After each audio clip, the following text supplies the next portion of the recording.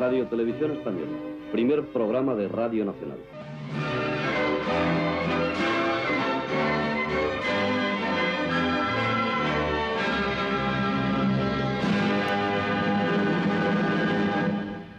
La Casa de Su Majestad el Rey ha hecho pública la siguiente nota. De acuerdo con lo dispuesto en la Ley Orgánica del Estado, previa propuesta interna del Consejo del Reino, Su Majestad el Rey ha designado como presidente del Gobierno a don Adolfo Suárez González, a quien recibió esta tarde en el Palacio de la Zarzuela.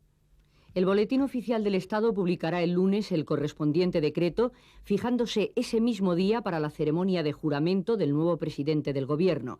Palacio de la Zarzuela, 3 de julio de 1976. Estupor general. El nombramiento de Adolfo Suárez como presidente del Gobierno cae como una bomba en la vida política española. La prensa democrática, que viene presionando desde hace años por el advenimiento de las libertades políticas en España, es la primera en reaccionar y, en general, lo hace con extrema dureza. Lo oí por la radio, me quedé demolido. La verdad, todos esperábamos nuestra Araiza. ¿Qué quieres? Araiza era nuestro hombre, el hombre que había estado cerca de nosotros, cerca de la oposición en aquellos años. Y la aparición de Suárez nos dejó boquiabiertos. Boquiabiertos. Me pareció que probablemente quizás el rey se había equivocado. La opinión compartida en artículos y editoriales de la prensa progresista es la de que con el nombramiento de Suárez se refuerza al franquismo y las esperanzas democráticas se desvanecen. La mayoría de los analistas sostiene que el proceso de evolución política ha quedado con esto herido de gravedad. Ha sido, dicen, un paso atrás, un disparate. El rey ha cometido un error que puede ser irreparable para España y para la monarquía. La prensa extranjera acoge el nombramiento del nuevo presidente con la misma o con mayor decepción. Yo fui efectivamente uno de los que se alarmó cuando se designó a Adolfo Suárez, porque yo no le conocía personalmente, porque era el secretario del Movimiento Nacional y por lo tanto un representante del régimen del general Franco, y nos parecía que una persona con esos antecedentes difícilmente iba a favorecer una evolución hacia la democracia. Sorprendentemente, y a pesar de las descalificaciones verbales de los líderes de la oposición de izquierda, los órganos oficiales del Partido Socialista Obrero Español y del Partido Comunista acogen el nombramiento de Suárez con cierta moderación. Incluso otorgan al presidente el beneficio de la duda. En vista de la pésima acogida dispensada a Suárez, los medios oficiales de comunicación se apresuran a apuntalar su imagen. Su identificación con los proyectos del rey y su propia juventud se presentan como garantías de lo que será su gestión política. Adolfo Suárez posee dotes de juventud, inteligencia y energías necesarias para su difícil compromiso. Dotado de una ya larga experiencia en la gestión política, pese a contar solo 43 años, ofrece la imagen de atractiva modernidad que conviene a nuestra joven monarquía. Es un rostro joven para un tiempo joven también. Un hombre de nuestros días abierto y sensible para percibir las demandas de una sociedad en proceso de cambio. Por su juventud, por su perfecta compenetración con los propósitos de la corona, que asume en su integridad, la gestión del señor Suárez ofrece en principio un máximo de garantías. Pensamos que hay que recibir al nuevo presidente del gobierno con ánimo abierto para la esperanza y actitud generosa en la asistencia a las demandas que, indudablemente, el país exige de todos. A pesar del desconcierto producido, el nombramiento de Suárez no es ni una imprudencia ni una casualidad. Todo lo contrario. Es el resultado de una hábil operación largamente planeada y llevada a cabo por Torcuato Fernández Miranda, presidente del Consejo del Reino, el alto organismo encargado de presentar al rey una terna de presidenciables para que, de entre ellos, el rey elija. Fernández Miranda ha tomado sus precauciones con tiempo. El 3 de julio, 48 horas después de la dimisión de Arias, los consejeros del reino se reúnen para decidir los nombres de los 3 candidatos a la presidencia del gobierno. Para entonces, Fernández Miranda ha tejido ya una compleja red de compromisos de apoyo recíproco entre las distintas familias políticas representadas en el Consejo del Reino, que hace imposible averiguar cuál es verdaderamente el candidato del rey, si es que tiene alguno. Fernández Miranda establece un sistema de eliminatorias que va reduciendo poco a poco el número de candidatos. Fraga y Areilza, las estrellas políticas del anterior gobierno, son eliminados desde el comienzo por los franquistas ortodoxos sin que Fernández Miranda haga ningún esfuerzo por rescatarlos. El nombre de Adolfo Suárez va pasando todas las votaciones. Reducida ya la lista a 6 personas, el exministro del movimiento es visto por los hombres del régimen como un candidato aceptable y lo apoyan con tranquilidad, aunque sin entusiasmo. Pero hay un momento en que a Fernández Miranda está a punto de escapársele la operación de las manos. En el último instante, se hace evidente que el democristiano Silva Muñoz va a obtener el apoyo unánime de los consejeros del reino, lo cual podría, de algún modo, forzar al rey a nombrarle presidente del gobierno. Y no son esos los planes de don Juan Carlos. Torcuato Fernández Miranda suspende entonces la votación. Se suspendió la reunión y Torcuato pues me dijo: Miguel, a pesar del compromiso que tienes, que hemos quedado en que tienes que incluir a Silva, te pido que no le votes porque creamos un compromiso al rey. Si van con los 16 votos del Consejo del Reino, va el señor Silva, porque entonces es una especie de presión como diciendo todos queremos a Silva, los demás son acompañantes. A las 2 de la tarde se levanta la sesión. Suárez va en la terna. Acompaña en ella al democristiano Silva Muñoz y al tecnócrata López Bravo. Pero los consejeros del reino están tranquilos. Suárez no es, a sus ojos, más que un discreto comparsa de los auténticos candidatos. La operación ha terminado con éxito.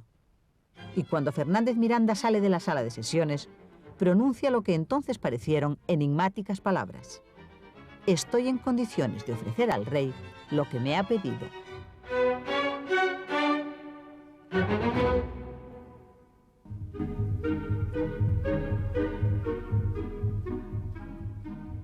Pasadas las 5 de la tarde, el rey telefonea a Suárez y le invita a tomar café en el Palacio de la Zarzuela. Pero no le dice nada más.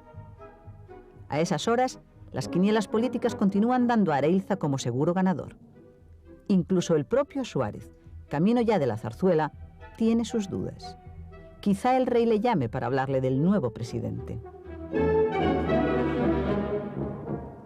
A las 6 de la tarde, Adolfo Suárez recibe el encargo de conducir al país hacia la democracia.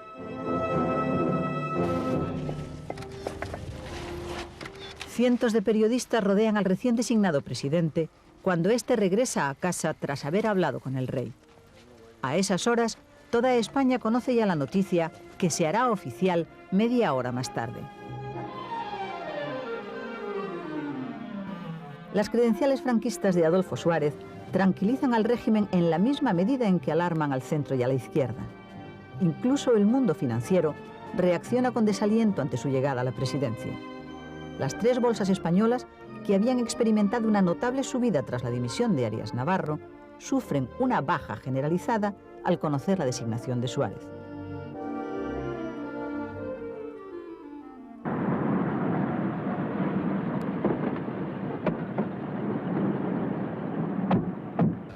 ...5 de julio, lunes. Adolfo Suárez se dispone a jurar su cargo de presidente del gobierno ante el rey.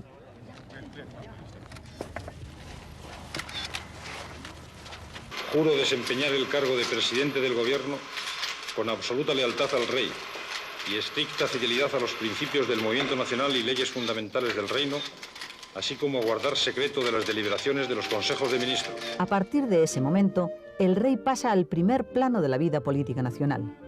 Tras su decisión de encargar a Adolfo Suárez la tarea de conducir al país en el proceso hacia la democracia, la figura del monarca ha quedado indisolublemente unida al proceso político que se viva en España.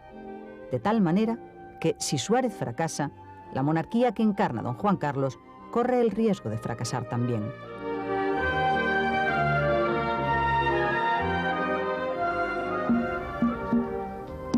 El nuevo presidente empieza a actuar sin pérdida de tiempo. Aún antes de formar gobierno, se dirige por televisión a los españoles. Es un intento de neutralizar cuanto antes la desconfianza con la que ha sido recibido. El gobierno que voy a presidir no representa opciones de partido, sino que se constituirá en gestor legítimo para establecer un juego político abierto a todos. La meta última es muy concreta: que los gobiernos del futuro sean el resultado de la libre voluntad de la mayoría de los españoles. Con esta ilusión, les invito hoy a iniciar juntos un camino de futuro. La confianza que me animó a aceptar esta grave responsabilidad que he asumido radica en el propósito de que la iniciativa del Gobierno sea el reflejo puntual y auténtico de la voluntad popular. Si debiera señalar una aspiración en este momento, creo que podría reducirla a una forma ya clásica: gobernar con el consentimiento de los gobernados.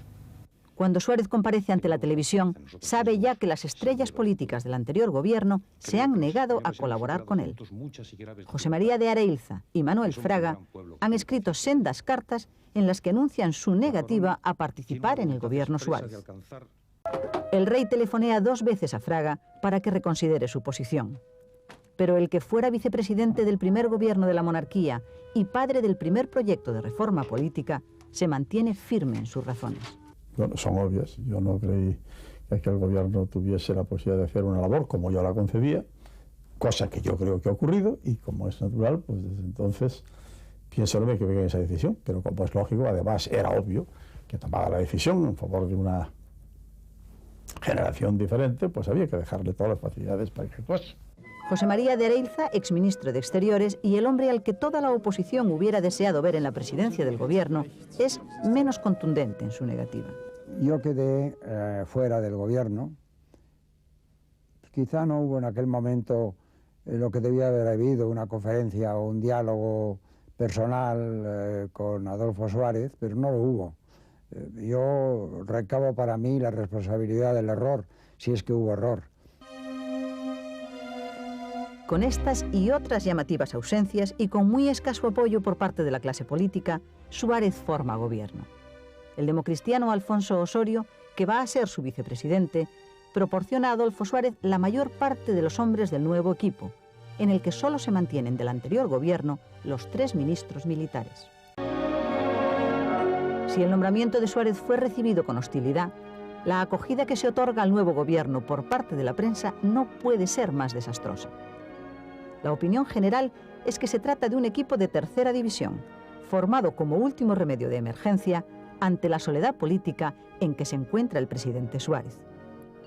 El hecho de que la mayor parte de los nuevos ministros sean hombres jóvenes hace que reciban el nombre de gobierno de PNNs, o sea, de profesores no numerarios, que es tanto como decir de aprendices de la política. Nadie o casi nadie espera que este gobierno de PNNs dure más allá del verano. El crédito político que se le concede es nulo. Fuimos mal recibidos por la oposición antifranquista, fuimos recibidos mal por los ortodoxos del sistema y fuimos mal recibidos por la prensa, que fue la que nos dio aquel título del gobierno de PNNs. Y en cierto modo era verdad. Desde el presidente del gobierno a la práctica totalidad de los ministros en una situación de normalidad, pues seguramente la mayor parte de nosotros deberíamos de haber sido sus secretarios durante bastante tiempo. Pero nosotros estábamos muy convencidos de lo que teníamos que hacer. Teníamos las ideas muy claras también. Este gobierno de PNNs tiene ante sí una tarea esencial, la de darle al país un vuelco político radical, pero sin romper con la legalidad vigente. Una operación que va a exigir grandes dosis de valor y de imaginación, y que ha de acometerse además con la máxima rapidez si se quiere evitar un serio enfrentamiento en el país. Porque la presión de la oposición en la calle ya es masiva.